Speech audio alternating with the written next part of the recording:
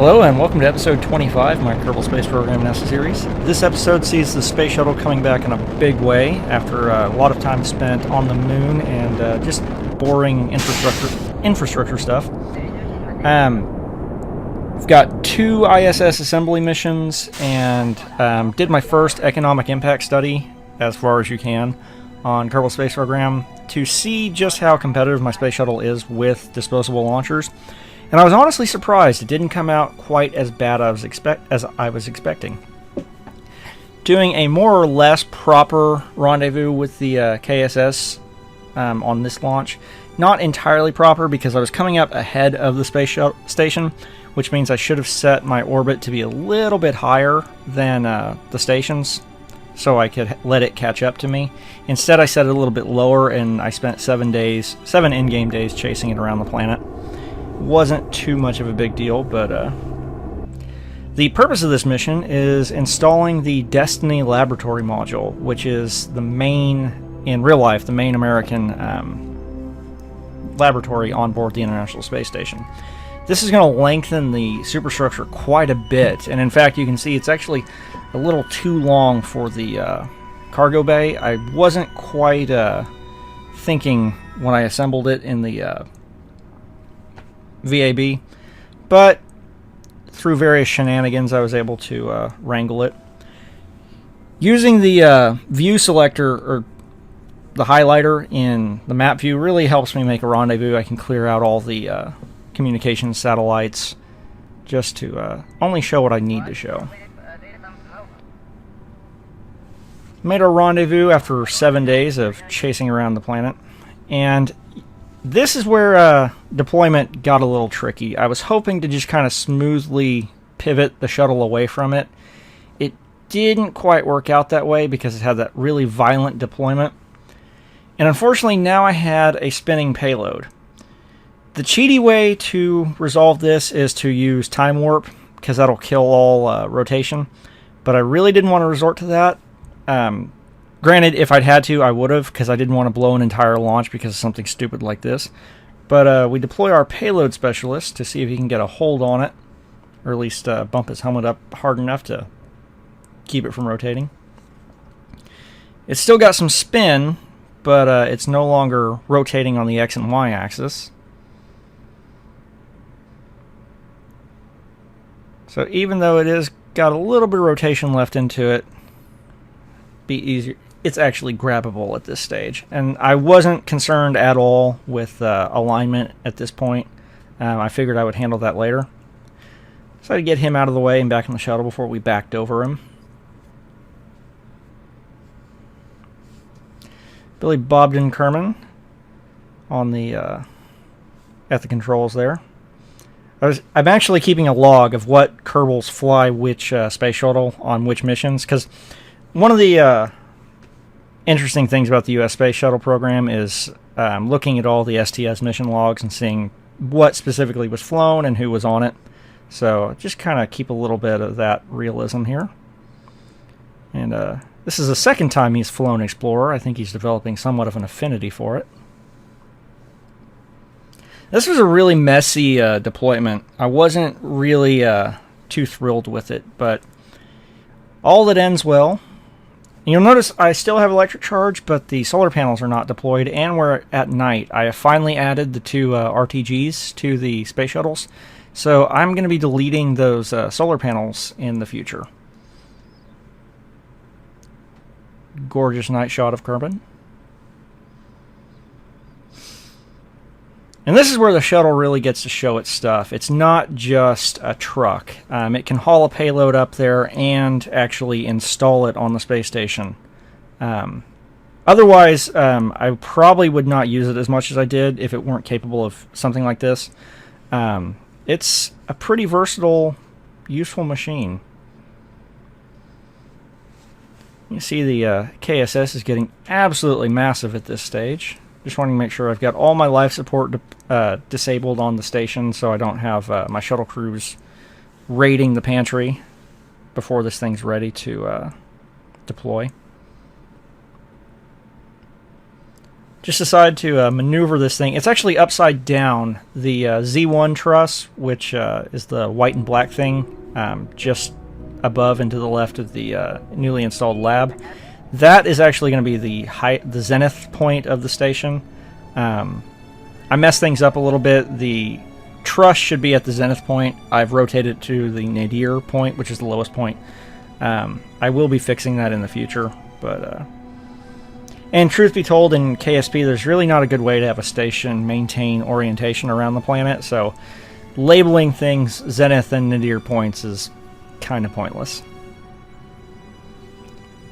Gorgeous sunrise. And that just looks right. Space shuttle attached to a giant space station. Which I'm going to fly a couple crew missions up with the shuttle after we finish assembly, but the KSS is pretty much the project for the shuttle. Once it's finished, and I've done a couple crew transfer flights just to say I have, the shuttle's going to get retired and we'll be bringing Venture Star online. Because the original proposal for the space station was to construct and deploy a large space station. In fact, all the way back to the 80s, Space Station Alpha, which became, under Reagan, Space Station Freedom, it had been on the drawing board since the 70s, and it was pretty much the shuttle's entire reason for existence. And as things work out, like they do, it didn't start construction until the mid-90s. So I guess if we want to try and nail down a timeline, I've got Skylab that's standing in for Shuttle Mir program. I've got the ISS under construction. So and Apollo Applications Group was able to get a Mooner base established. So this is pretty much the... If everything had gone as scheduled with the shuttle program, this would probably put us somewhere in the mid-80s. Or late 80s, actually. ISS construction wasn't the International Space Station at the time because of the Cold War. Unfortunately, when I added those ailerons to the shuttle, I didn't put the range extension tanks on this flight, and so I was you can see I had 22 meters a second of delta V on this thing. So really stretched those tanks to their limit, and my center of balance and center of lift are so badly messed up. This is a very difficult shuttle to fly. It's even worse than it had been. But started getting curious what it would take to build a equivalent launcher. I got $74,771 and 57 cents back from that launch. It has to have any replacement to compare has to have a delta V of 5,298 meters a second. Total loss is about 73,700 some odd funds per launch. This is the best I could do on a disposable launcher, which it doesn't have any life support because it doesn't have a crew. Basically, I'm losing 12,092 funds per launch using the shuttle instead of a disposable launcher. Now, I could say that on a disposable launcher, I wouldn't have been able to stop that spin because the crew wouldn't have been aboard. However, there wouldn't have been a spin because I would be attaching these modules still on the upper stage of that rocket. And as I said before, I didn't get my Eve encounter perfect. In fact, I had actually lost the encounter completely, so I had to go back to the Eve orbiter, which is still kind of in the neighborhood of Kerbin, and adjust the orbit so I could get a much better encounter. We got the periaps down to 5,000 kilometers, which is still pretty high, but it's a 6-day long encounter, so that should be pretty more than what I need. Decided to clear up some contracts I've had outstanding, and one of the ones I've been kind of reluctant to fly just because I've been going to the moon so often is a magnetosphere study contract. Had to put the payload into a certain eccentricity and a certain inclination, and do RPWS and magnetometer studies. I'm really more about the money. And this thing's got a really good payout. Unfortunately, I'm going to have to wait 170 days to get it, because part of the contract is to have your payload, in this certain orbit for 170 days. So it's going to be hanging out there for quite a while, but once that countdown clicks over, I'm going to have quite a healthy pickup. Also did some more aerial survey missions. These are severely cut down versus the ones in the last mission, just because there's so much to get to in this video, and they kind of repeat. Had Chuck Kerman coming out, and this is a pretty local survey mission. I didn't have to go very far away from KSC. Heading back from the first waypoint, you can see still within visual range of the Space Center. Did the second point and the third for turning around and bringing it back for a landing. Not too terribly exciting, but still fun and rather relaxing for me. Plus, anything that lets me work on my landing skills will only benefit me in the Shuttle and eventual Venture Star program. The next survey mission actually took place around the poles, and I shouldn't have worried, but I was a little concerned with the range of the Talon, which actually I just wanted an excuse to see if I could pull off drop tanks. They worked pretty decently well. Had some funky camera stuff going on as I got to the pole. Unfortunately, at high speed, the ejection was a little violent. I was kind of concerned it would have blown the wings off, but got lucky and brought everything back safely. That was a very long mission. There were 6 points, all concentrated around the South Pole. And this is the Space Shuttle Avalon's return to flight, finally. It is only its second flight, and it is installing the joint airlock system for the International Space Station. I go for a more unorthodox view when I eject the tank. I did put the range extension tanks on the shuttle. It had more than enough, as the previous flight demonstrated. The shuttle does have enough delta V to make it to the station and back without those tanks. I've just never had the guts to actually try and see if I could fly efficiently enough. I established I could with Explorer, and so the tanks went back on just to give me some buffer. Made a much better rendezvous. It only took me, you can see, 1 day of chasing it around to get reasonably close to the neighborhood.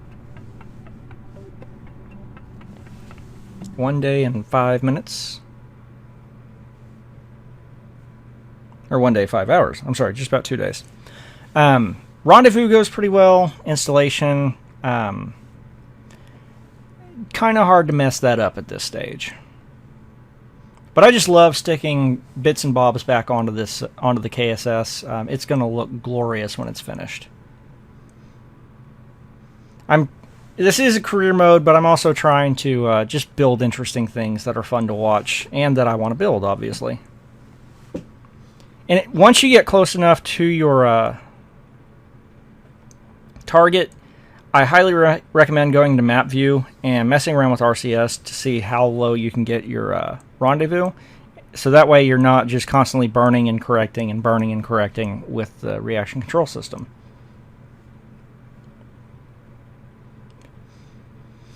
And this, to get kind of the look of the joint airlock system down, I had to make use of the single-person lander can for the first time in history. This is the first build I've ever used that part on. I never usually have much of a use for it, but capture of this part goes a lot smoother.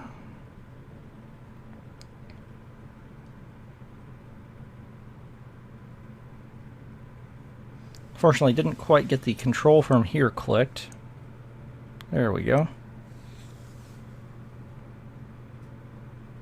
And the joint airlock is where astronauts and cosmonauts make their egress from the space station for EVAs. Obviously, in Kerbal Space Program, if a module can hold crew, they can egress from it. But I'm going to institute proper airlock drill, only This is going to be the only point to make an EVA out of. Because I have crew manifest, I can move crew about inside the station to get them in there and then get them out. Had to wait till I was a lot closer to select the correct docking port so I can make my installation smoothly.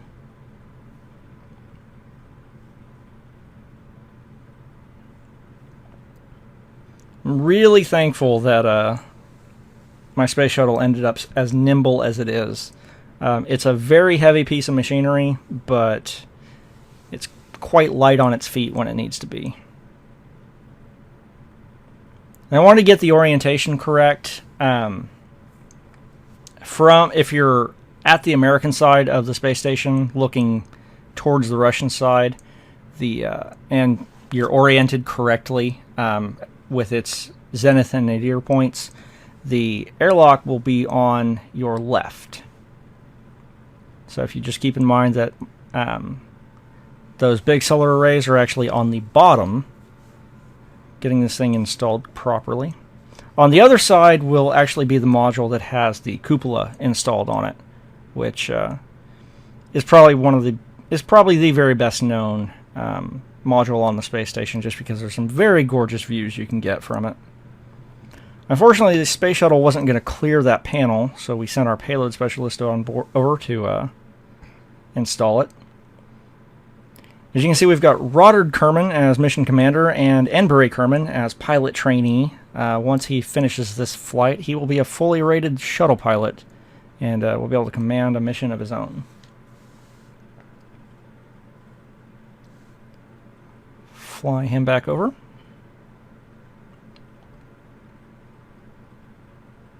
And at this point, I was actually just going to end the video, but after editing, I was down to about 18 minutes, which is a little short for a full episode. So I just moved it down here to park, and I actually shut the game off. I was just going to quit at this stage, but decided to go ahead and film this thing coming back tonight, just so I could have it done. And anytime I have the shuttle up here, I love docking it to admire my work.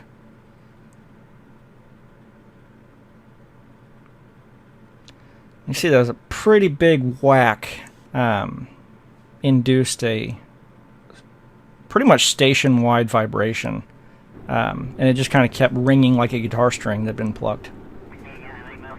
And this is the point where I've hit my wit's end with the space shuttle and its aerodynamics. You can see I had to re-engage RCS just to keep the nose up for landing. And this was as close as I've come to a landing disaster.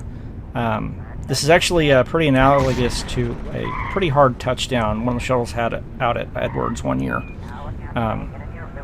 It was practically an emergency landing for the shuttle. And I didn't have hardly any control once it landed. I honestly think I broke the front landing gear because it wouldn't steer. I didn't get too in-depth as far as trying to diagnose anything. I was just happy to have it down. And this is where I decided to show just kind of what a hassle it is messing with the shuttle. This is the shuttle I just launched, so I'm clearing the payload out, and I'm trying to set it up for landing configuration.